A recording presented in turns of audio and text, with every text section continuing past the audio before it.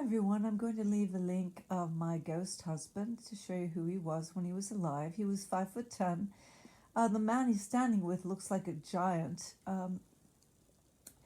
And my husband is a man that was standing there with a cigarette. That was his vice in life. He died of lung and brain cancer in 1998. And he was a beautiful, classy, elegant man. He was the perfect man, but obviously not a perfect person because there are no perfect people. He lived in a 7-bedroom house alone, never married, never had any children, never lived with anyone in the house, and never had a long-term relationship. He only had 2-month relationships. Tops, he was a classy man, elegant, very intelligent man who made a career off of dressing up as an ape. That was his big time career move where he made millions of dollars from his brain, even though he was exceptionally beautiful physically. I would say that. I'm not really attracted to a lot of men, let's just say that, but there's certain types of men that are extremely beautiful, in my opinion. I wouldn't say that I'm asexual, definitely not gay, but there's very few men that I'm attracted to. And so I've never been married, never had any children, and I've had only 2-month relationships tops, as Roddy has when he was alive. He had an exceptional ability with, well, I think it was just perception of the human species, his perception of the mind. He was extremely astute and knowing how to articulate, his lines. He was a comedian, exceptionally funny and exceptionally talented.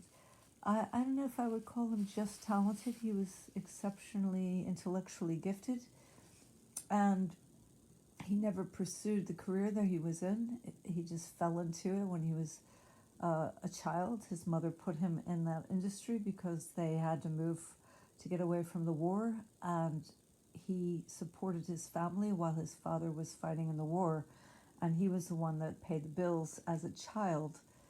He just happened to have a lot of talent and in that field, and he supported his family financially as a child. Something like this, that's a lot of pressure to deal with. And yeah, there are abusive people within that industry, and we don't know what he actually went through as a child. I'm sure life wasn't total utopia. However, he was very brilliant as a person, I would say that. Creative in his own type of way, in his interpretations of characters. And this is hard to explain. Maybe he penned some books or poetry in another name. We don't know that. But I decided to channel him because, well, number one, he was never married, never had any children. There was a book where he was in the book, but this particular cretin also defamed Walter Pidgeon, who was not gay. His grandchild said he wasn't gay. And he just would say anything about anyone. He never had any photographs to back anything up. I don't care about the hotel room that he stayed in because he was flying in from New York into LA. He needed a hotel room. There was no proof anywhere that he was in a hotel room with anyone, that he was doing these things. There was no proof, no photographs. And this particular man that wrote a book where he was included in the book, there was no photographs and no videos to back up any of the statements that he slept with all of Hollywood. He was just some guy at a gas station who defamed a lot of people, people that were dead and couldn't defend themselves.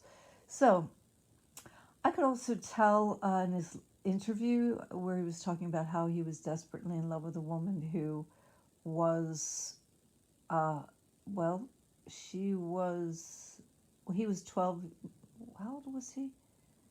He was 7 years old or something, and she was in her 50s, something like that.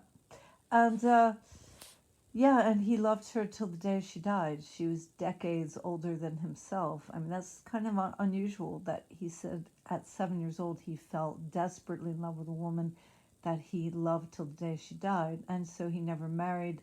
And who was this woman? I guess I'll have to do research, but whatever it is, in love doesn't mean commitment. There was something within his personality.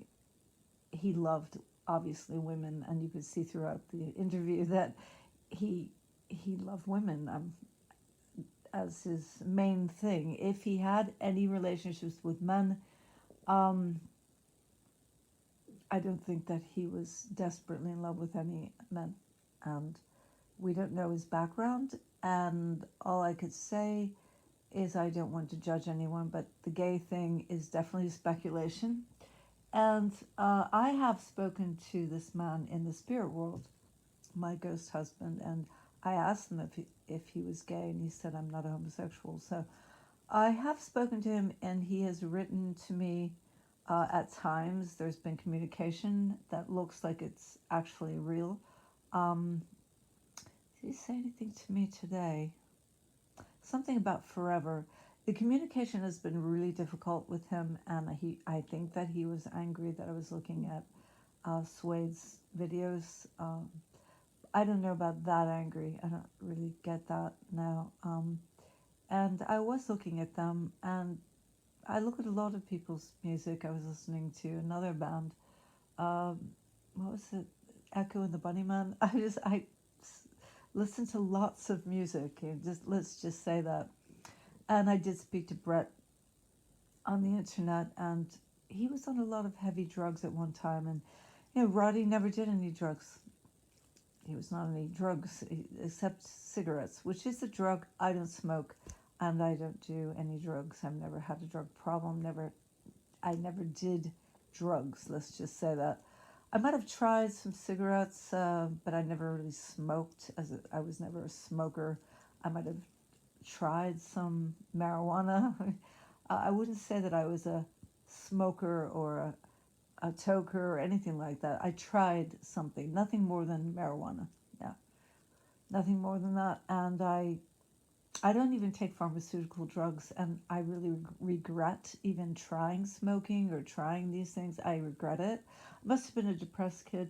So anyway, I became an athlete. I was very interested in my health, and my parents were people that didn't have high standards in education or taste. They had some taste and refinement, but not really a lot. And I would say that the kind of man that I would be desperately in love with would be this man. I'm going to post the video below. I'm desperately in love with him.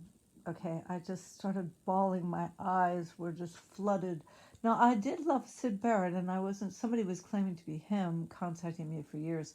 Whoever this person was, they weren't refined, they weren't really a gentleman. And of course, I don't know if it was actually Sid Barrett of Pink Floyd. I don't really know. They claimed they were, and also I received all kinds of things in the mail. He claimed that it was him with his handwriting. I don't know. He died in 2006, so this is questionable. However, the real Sid Barrett, Roger Keith Barrett, that was his real name. I don't think he had the kind of taste. He was on LSD, and the kind of taste. He had taste in clothes, taste in music, and in art. Very bright guy. But as far as taste, the kind of women that he was with, the kind of taste, I don't think he had the kind of taste that Roddy has. Roddy was from an older generation. He was born in 1928. That would have something to do with it, perhaps, but maybe not. He was just a refined, elegant, comedic type, funny. He was lacking in vulgarity. Let's just say that the worst words that I heard him speak was bitch and whore. Lacking in grunginess, lacking in things that are distasteful. He was very classy, very elegant.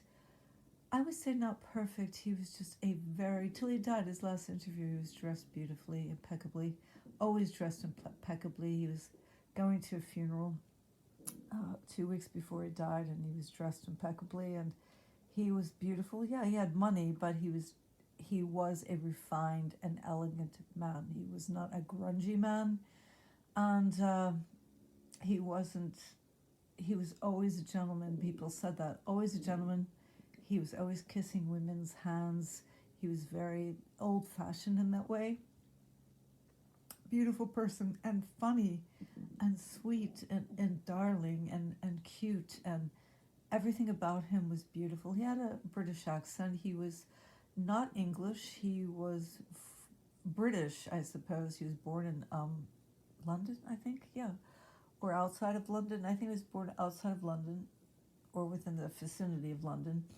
I went to school in London and came to the United States at 12 years old. And he had, he was Scottish and Irish, so he was not an Englishman. He was a Scottish-Irish man. And he was extremely gorgeous, in my opinion. Those eyes were very expressive. His teeth, very unusual smile. The smile was gorgeous, the dimples. He was 5'10", like I said, with a very beautiful body, something that was had a certain amount of delicacy.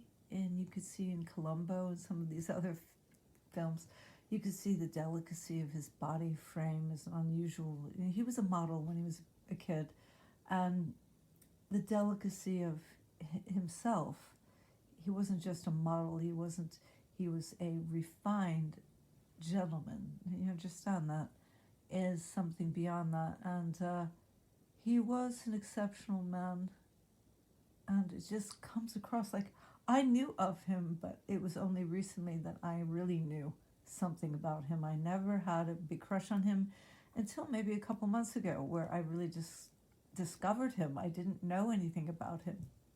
Just heard his name. I briefly knew something about the Planet of the Apes, and I didn't know anything about this man. And it's interesting that, he's not. He is what I say, a typical hunk. I mean, he's what would you call him, a hunk? He was a hunk, but it was something else. Hard to explain, and totally beautiful. Just not just physically, but everything. Spirit was beautiful. Personality was extremely beautiful. Everything. He was the perfect man. I love the way he dressed. Just beautifully. It's just the way he carried himself, and I can't explain even his laugh. He was always superb as an actor, and always extremely professional. He wasn't and I wouldn't say he wasn't relaxed, that he was just so uptight, and no, he just had standards. He always wore these scarves around his neck, or just something that was very elegant looking, and the kind of jackets that he wore. He was something that I don't see anywhere in the society. I don't see anyone like him, not just physically, but mentally. He was extremely articulate. You could see that in interviews. Extremely articulate, where he would speak without saying, He was extremely articulate, and I think that he had a lot of pressure in his life, a lot of things that, nobody knew about, and he just was an exceptional human being.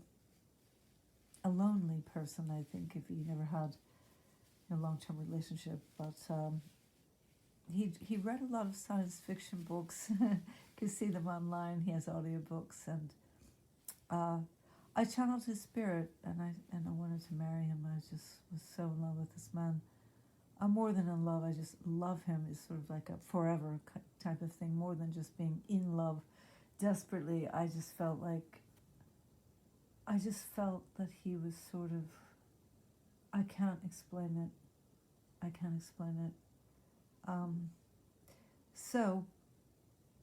You could see he was sort of anti-social. At one of these parties he was at, he would be different than other people. He started just sleeping while everyone was at the party with the towel over his head, where he tried being social, and then he would sort of become antisocial. And his body language, where especially with men, he would have his arms crossed to keep men at a distance. I noticed that. So Now, there's a lot of things we don't know about, I would say, with his life. His sexuality or the problems that he had, we don't know what they were exactly. He never talked about it. A lot of it's speculation. People speculate about people, and that's not a good thing to do, is to speculate about something with no proof. And there's people who want him to be what they want him to be instead of what he was, which is someone you don't know. Um, and like I said, he only had 2-month relationships. He was very unusual, very intelligent, and exceptionally gorgeous physically. As far as well endowed, no, there's very few men with this kind of endowment physically. Um, and I don't want to get into the details of this. How endowed, very endowed, very unusual, with unusual characteristics. And um, his shining smile to the year before he died, he just still looked extremely beautiful when he smiled. Just extremely, the spirit just came across. Um, so one of the people saying wonderful things about him was somebody that was involved or musically involved with a friend of mine, where he used to play piano for her, and it was interesting, this sort of little connection, but I don't know. He was not like Mr. Hollywood or something like that, no. Because he didn't choose to be in that industry. He didn't choose fame.